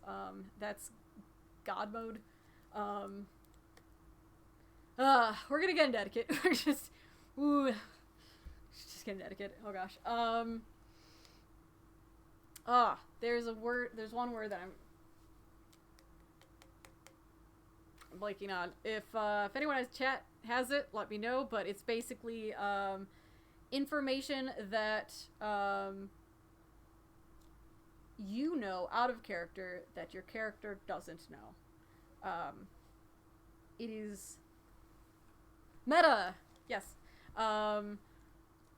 Basically it's metagaming. Thank you. Metagaming is when your character all of a sudden has information that they should not have because you out of character was told something. So, for instance, if Bonnie told me, Amy, that this NPC's weakness is chocolate, and me as the Admiral would have no idea that NPC's weakness was chocolate. I've never talked to them. I've never been around them. There's no reason that I would know that. And the first thing I do is grab a chocolate bar and go, haha, I have your weakness. That is metagaming knowledge. Please don't. Please do not. It can be difficult when you are given, basically like spoilers and things like that, and metagaming information. Do your absolute best not to then perform those actions in character. Make sure that you go the proper channels for your character to then learn that information, and then it be applicable to them. But don't play on that information until you have it, right? It's going also into etiquette. Etiquette. There's one other thing. It's on the tip of my tongue. Oh, the PC NPC. That's also this weird side thing. You can have a PC that has that's like in on it, right? That has that meta information that the quest writer has specifically given them, so that if they're getting really off track, right? It's basically having somebody in the inside being able to give them clues and direct them and lead them in the right direction from the inside. They don't know the end of the quest. They don't know any big stuff, right? So it's still a new experience that they can legitimately roleplay and play their character, but they're given specific things here and there. They might be fed information throughout the quest when they find that things aren't working, or they're just really not getting stuff, because it can be immersion breaking when the QM has to step in and go, okay, guys, you're supposed to go over here. Could you just all go over here? That's the end scene. Can you just, right? But having somebody on the inside be able to express that in character with in-character decision reasons and stuff, without the other PCs knowing that they're a PC NPC. So they're like a plant, right? So you will see that sometimes. Or they'll be there and you will have no idea they're there. A lot of times, folks that do play PCs and NPCs are unknown to the PCs, so that things are more organic again, right? Not being able to have metagaming information, right? If you know somebody's a PC NPC, you know if they go, this seems like a clue, you're gonna go, oh, well, that's okay, so that's their meta information, so I guess we have to go look at this, and this is going to be the clue, right? It'll pull you out, you'll end up having that sort of metagamey stuff, and it'll be hard for you to be more kind of genuine in that. But Sometimes no, and sometimes you don't. Sometimes they'll have information and it'll never come up. Sometimes they'll never use it. But the one thing is that these are not things that you choose to be. You will be specifically given that role by the quest runner. So basically, if you have metagaming information, do not then give yourself the title of PC NPC and then start giving folks metagaming information. That is not I think I'm going to be a PC NPC for this, and I know that the quest ends like this, so I'm going to lead them over here. Do not do that. It is a role that is decided by the questmaster, and it is assigned to somebody. And a lot of quests don't have them. So, definitely don't go into a thing assuming that that there will be somebody in there that will lead you in the right direction or give you hints and tips and whatever. That's not always something that a quest writer will think to do. So some folks will use it and some folks won't. So, but just understand that's a term, that's a thing that can happen. Okay, so let's get into it. Let's get into the etiquette, because this is slash etiquette slash Admiral's pet peeves. Oh gosh, let's get into it. God mode. Understand that when you are role playing and when you are creating these characters and you're interacting with others, it is not fun to play with a character that is just this unstoppable godlike creature when they're a PC. Like, specifically when they are a PC. Like, having the answer to everything, having absolutely no weaknesses, just, there's no way to stop them if they do something that, you know, is against your character. Like, oh gosh, we need to work together and do this. Oh no, I can do it, so it doesn't matter. Right? Like, it ends up being this kind of cocky, uncomfortable thing, and it discourages teamwork, and relationship building and stuff. It just, like, it gets very uncomfortable. And you just get really uncomfortable. So it's gonna be important to try to avoid, like, don't start out the gate just with this, like, Superman of a character, with no weaknesses, no nothing, because, apart from just it being, not a fun thing for your fellow, players to interact with, but it's gonna get super stale for you too. When there's no threat, no conflict, no issues, no nothing, then there isn't anything for you to, there's no way for you to develop, there's no way for you to change or grow or do anything, or, it gets boring. It just gets super boring. And that's not fun. Right? So, have fun. Now, there's gonna be a bunch of random stuff where your character is gonna get things through quests and stuff. They might be turned into things. I know from personal experience, your character might end up becoming something, or some things is. So one thing to counteract that, because then it can get, like, you know, kind of nonsense and kind of OP. Whenever you get a plus, give yourself a negative.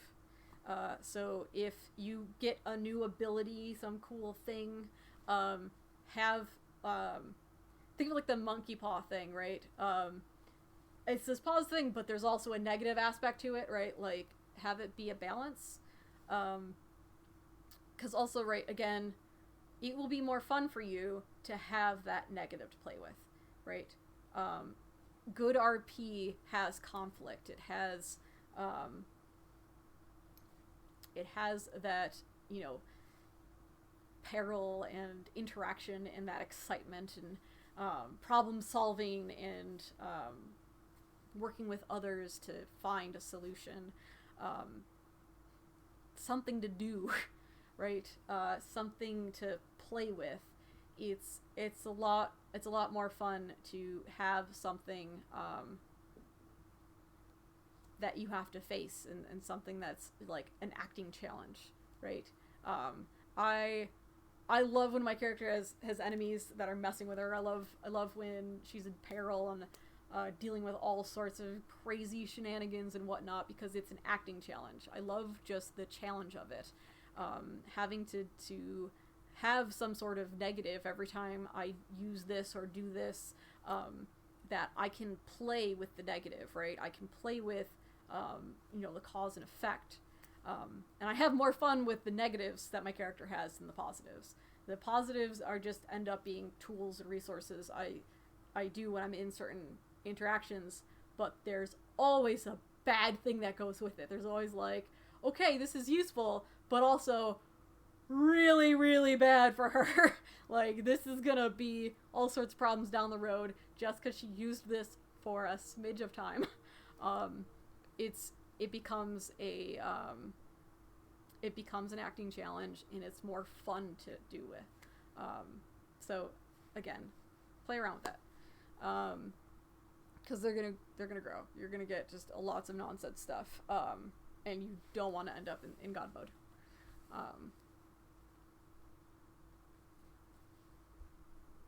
I cannot currently check my private messages. Sorry. I will have to do that later.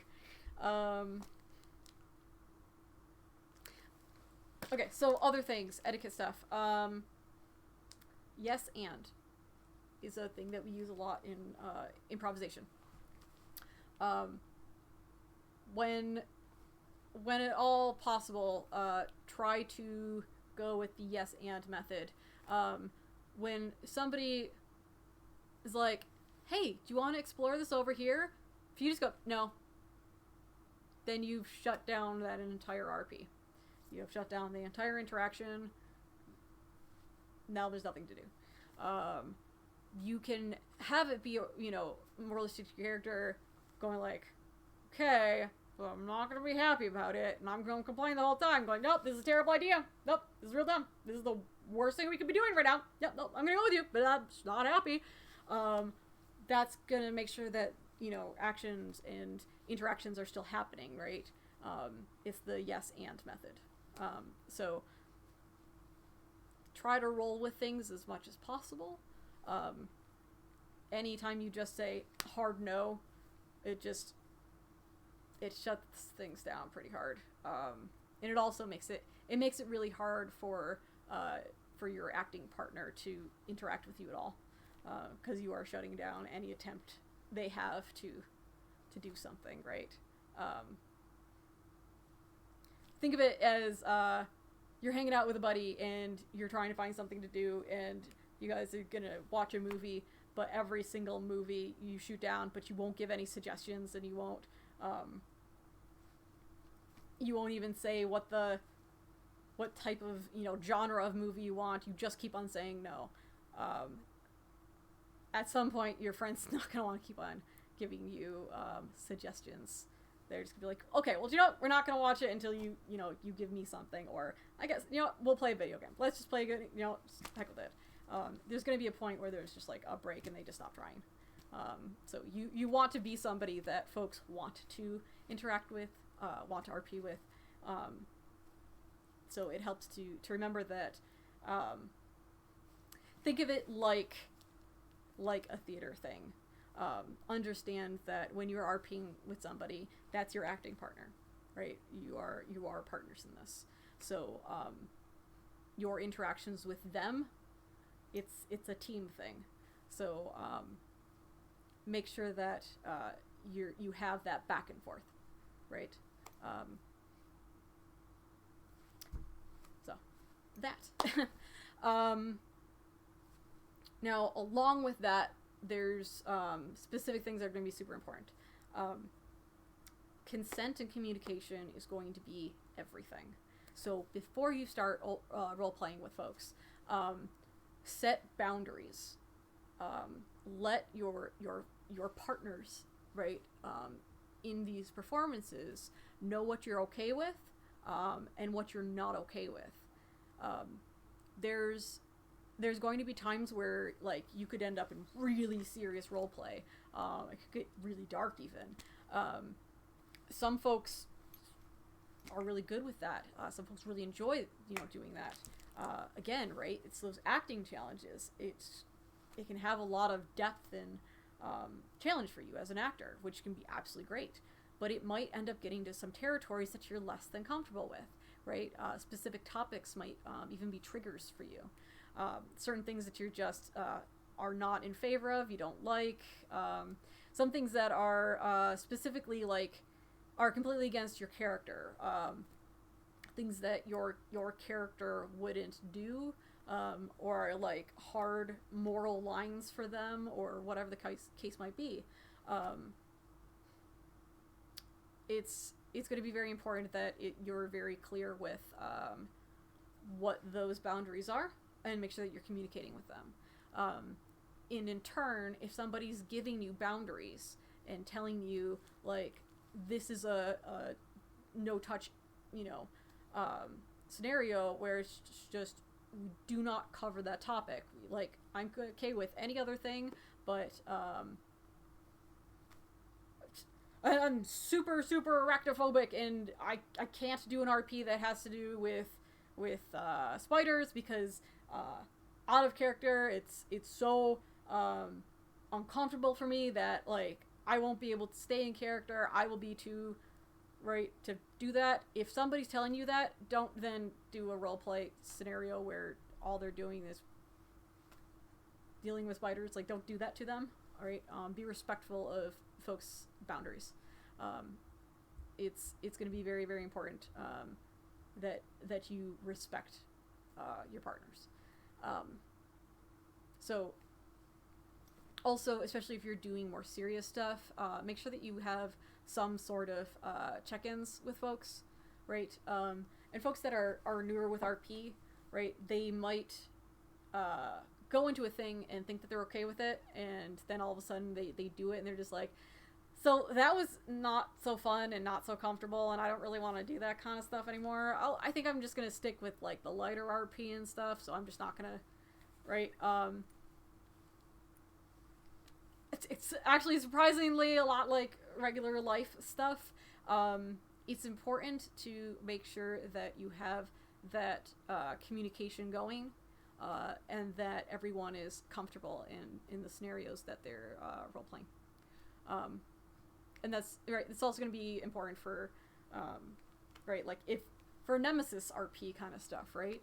If you're playing a villain, making sure that, just like we were talking about before, that you're not blurring the lines, right? That folks know that that is strictly a character, that that's not how you actually feel about them. That even like if you're shouting and being, disrespectful of someone's character, right? Because like you're the villain, supposed to be just whatever. That as soon as you're breaking character, that you are breaking character, that you are out of character. You're going, oh man, you did such a good job. Like that was a great interaction. Make sure that you have that positive sort of reinforcement, that connection point, so that they know there isn't a blur. They don't go, is that what they really think about me? Right? Or is this person just like a really angry person? Because again, right, folks that aren't used to roleplay and they come into these scenarios and all they hear is, this individual just shouting all the time and just insulting people, they might not really understand that that's completely in character, and that is a character. So it's really important. Again, you're not blurring lines. You're making sure that the communication is there. Consent is there whenever there's uncomfortable scenarios or topics or whatever, right? There might be folks that also have like personal bubbles, right? I know, like, I've been in, like, quest scenarios where, when my character has been dead or unconscious, I have some individuals that are super aware of, my health concerns, right? And they know how to pick me up, and I feel comfortable with them doing so safely.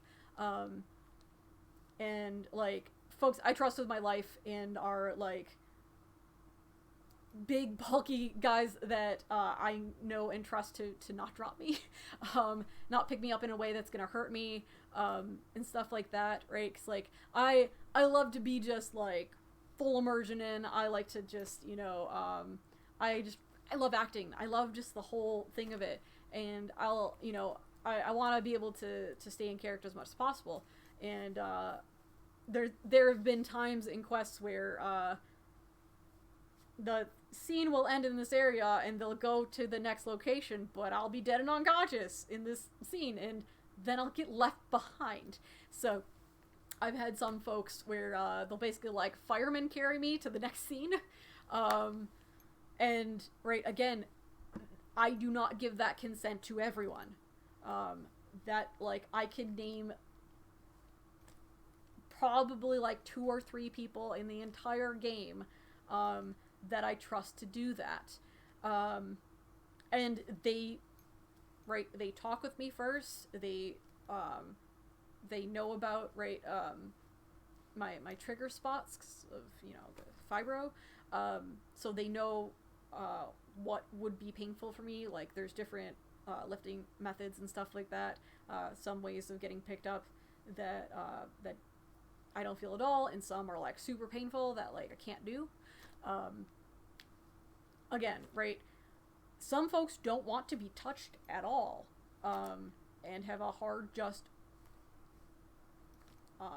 huge, just, like, don't come within here. Don't put your hands on me. Don't pick me up. Don't touch me. Don't restrain me. Do not hold me back. Just no touching. Communicate that if that's something that is just a hard line for you. You gotta make sure folks know, because you don't know when you'll be in a RP scenario where somebody will try to hug you, right? If you just saved a peasant life and they're so grateful, like, oh, thank you so much, and they go to hug you, right? If you have an issue with individuals hugging you, you need to be very clear with everyone that that's not something that is an acceptable thing for you. So consent in all forms is going to be very important. Like, it doesn't have to be this, like, dark, intense RP stuff for consent. It could be just as simple as, I'm uncomfortable with hugs. Please do not hug me. Do not have that interaction with me. That could be a thing for you. And folks need to be able to respect that, and they can't respect it if they don't know it. So it's going to be very important, right? Set those boundaries, be open and communicative. Words are hard. Throughout those interactions to make sure that folks are all on the same page. Yada yada yada. Yeah, I think that's. Oh gosh, sorry. There's one more. And we're getting near the end of this, so again, if folks have any questions, there's the 20-second delay, so this would be the time. If there's anything I didn't cover, anything you would like me to go over, anything you'd like me to repeat or restate, rephrase, this is the time. Please let me know. Again, you can do so in Discord or in Twitch chat right here. Some folks are going to have specific things that is their intellectual property. So it might be their home or something in character, right? Their place of business, something that is personal to them, their creation. Please respect other people's pre-established things, their intellectual property. Don't just start off an RP going, I blew up their home. Nope, there's nothing you can do. Nope, it's not fixable. No, it was done with this special magic blow up stuff. No, it's gone. Gone forever. Don't do that. That's sort of like the yes and starting off with a no. Folks create things. They're going to create things with their, for their character. If you just go in and destroy their things without that communication with, that consent, some folks are fine with it. They're like, yeah, no, destroy everything. I don't care. Some folks can be just like, yeah, I actually wanted to make a new home thing, so feel free to destroy the last one. Anyone can go and do it. I don't care. It goes into that communication, but do not give yourself sort of the carte blanche to just do whatever with other people's things. If there's rules and things, specific things in place for specific places, right? Respect the rules of those locations. If you're doing roleplay with somebody where like you all of a sudden start doing stuff that's like completely against what their character is, right? Going off and being like, you're after a long night, your character is completely belligerent because they have drank so much ale that they've just passed out. When your character is like sober and refuses to drink alcohol, that is not okay. You can't just go in and start messing with other people's intellectual property, right? It's one of those boundary things. So if folks have something and they're not okay with it being messed with, changed, or destroyed, please be respectful of those things. It's just, we're all in here to work together and to have fun, and being able to have, those pre-existing things, those, creations that you put so much time into, going over the detail and how they work and what they are and all of that for somebody just to snap their fingers in God mode, right? It's one of those sort of God mode things that you want to avoid. So remember that this is supposed to be for fun. We're supposed to do this as a community. This is a team sport of sorts. So be respectful of your acting partners. Be respectful of what they create, and do your best to again communicate. Respect the things that they are communicating, so we can all have fun, right? We want this to be a fun experience, that we're all playing by the same rules, and that we're respecting each other. So it's super, super, super important. I think that's pretty much it on my end. Again, if anyone has any questions, anything they'd like me to go over, there is one thing that I forgot. Tips on keeping in character.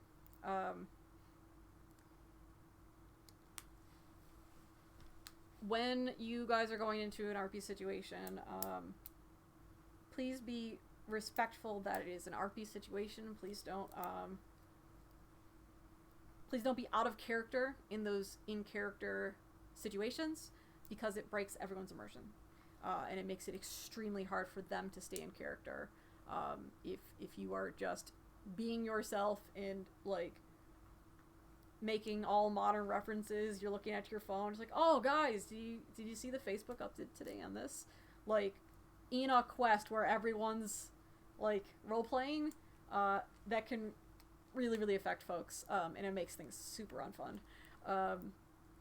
So just random little tips and things for yourself. and again, right, this is more theater stuff. Your garb is like the skin of the character. So specific garb pieces can help you mentally be able to connect with the character, have like strong tie, right? That can help you feel different than yourself, right? Like for me, it's my hat, right? Either the hat or, you know, if I'm not wearing the hat, then the bandana. But I need something. I need one of those things. I can be wearing anything here, but if I don't have one of these, I have a very hard time just like going like I'm man right now. So there's certain things that can help you keep your focus and get that sort of connection point, right? Because again, it can be very difficult, especially for folks that aren't trained in this, aren't experienced with this, that don't do this often, or haven't done it a lot, right? The concept of being someone you're not, and all the things, you know, you're trying to remember, right? All their backstories, their mannerisms, their posture, all that, right? Trying to keep that all in your head can be difficult. And also be aware and conscientious that it can be... some folks can be insecure about role-playing in front of others. They might feel foolish, they might feel out of place, especially for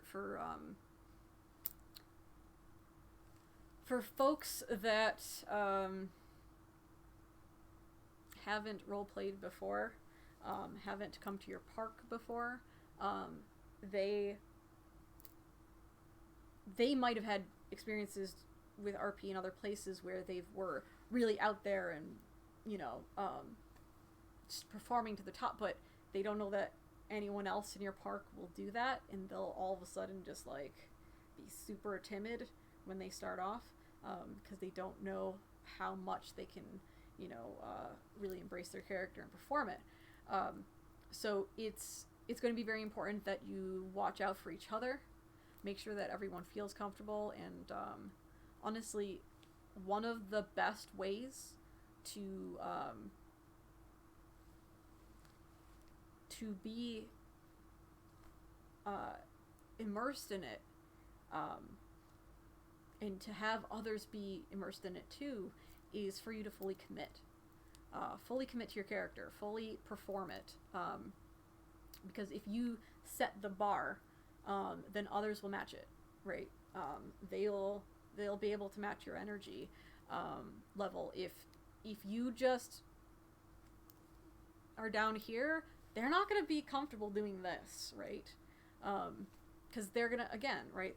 They might feel self-conscious about that. Now other people will just not care what anyone thinks and just like go above and beyond it, and it doesn't matter. But other folks are gonna be like, well, I don't want to fully go out and do this if no one else is doing this, right? It's like going to field in your garb and no one else is in garb. You feel sort of like an outcast. You feel like you don't belong or fit in, or just feeling out of sorts. So again, if you have a concern that other people aren't role-playing in specific scenarios where you're supposed to be RP, then make sure that you are, because other people will join you. Other people will want to be going along those sorts of lines. So it's gonna be a boon to you if you commit, because if no one is role playing, they're not going to try to role play. Do it together, right? Make sure that everyone's comfortable, and they don't feel foolish while they're doing it, right? So go out there, make a fool of yourself, go crazy, right? Go big, go bold, whatever is natural and right for your character. But again, be unapologetically you. Get in there, have fun, explore your space, explore your character, and just have fun with it. But commit. Just make sure that you commit to whatever you're doing. you'll get more comfortable with it. The more you do it, the less it'll feel weird. The more that you'll actually be able to enjoy it, and you'll get better with it, right? The more you do it, the more you'll become familiar with the character. You'll be able to think like the character. You'll be able to interact with others, keeping in mind, those backstories, how they would react to certain individuals or scenarios, what their interactions are, what their motivations are, right? You'll be able to know your characters so much that you can end up like thinking like them at some point. I will say also, it's just like a general tip, especially for like your first character, a lot of times what is easiest to do is have an exaggerated version of yourself in your performance. So you're basically some version of you, but like to the extreme one way or another, or maybe just but having some core that has some sort of similarities. If you do something that's like really off for you, it can be hard to sell it. It can be hard to have the courage, right, to fight that, kind of stage fright, knee-jerk that you might get, that self-conscious thing that can happen if you are doing something that's so far off from your base that you have a hard time keeping in that mind space, keeping in that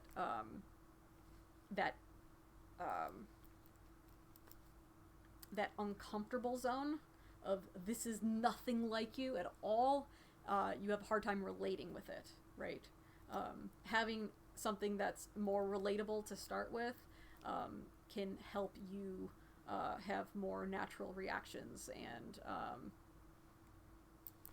be able to kind of just stay in that headspace and be able to perform it more realistically and more consistently. So food for thought, right? Again, these are suggestions. These are options. So by all means, please know that you are not locked into any of this. And some folks will do things differently than others. Some folks, right, might find it necessary to do something that's so not them, because they will think too much like themselves and then just be them. It's 100% based on your comfort level, and how you do things and what works for you. So again, pretty much all of this is just this is a way to do it, not the only way to do it. So always keep that in mind. Yeah, so that's about it for this class. So if you have any questions, this is it. This is the time. Again, there's 20-second delay, so in tradition, I will do the 20-second silly dance.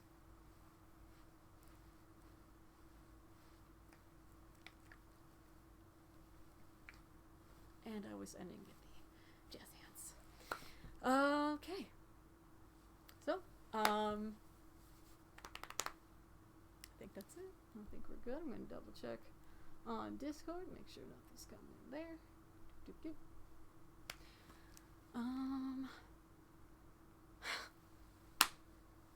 Foobar wants to know, do I wear my hat on Kingdom RP nights? No. Because no one can see me, and I know Anne like I know myself. I know Anne like the back of my hand. But I do usually have my hair in braids, which also kind of helps me. And sometimes I'll have a pocket watch with me, actually. And I'll actually be playing with the pocket watch during that RP. So for those that don't know, our kingdom does a weekly RP quest line on our Discord. So check that out Thursdays at 6 p.m. Eastern Standard Time. Though we might be doing some one-offs here and there on different days, different times. And sometimes they are postponed or moved back for real life scenarios and whatnot. You know, as you do. And yeah, but yeah, sometimes I'll have something with me to just kind of have that sort of connection point. So yeah, there's it won't be the hat or the bandana when we're doing those, but I will usually have something. So for that specific RP, I usually do have the pocket watch with me. So yeah, again, it's something. It's a grounding piece. It's something that I can play with. But yeah, always helps me just to have like a thing. Yeah, that's about it. Thank you, Finola. I appreciate that. Wow. Thank you for a great presentation. I appreciate it. Thank you. Yeah, no. So thank you so very much for everyone that has come out for this tonight. I super appreciate you all being here. Feel free to message me anytime if you have any questions later on. And feel free to share this video with others if you think that they can get any value or use from it. And everything is on my Twitch, right? So all of these classes I do are recorded, so if there's any other classes I've done in the past that you would like to watch, those are also available on my Twitch. So this has been Character Development class with Admiral and Cash. That's me. Thank you all for being here. Thank you for all those in the future that might watch this video. Super appreciate you watching this as well. Remember to hydrate also. And yeah, so remember to watch out for each other and stay safe, stay healthy and happy, and keep being you. You got this. You're doing great. And I look forward to all the RP adventures you'll have in the future, and I hope to RP with you one day as well. So good evening, and thank you for coming.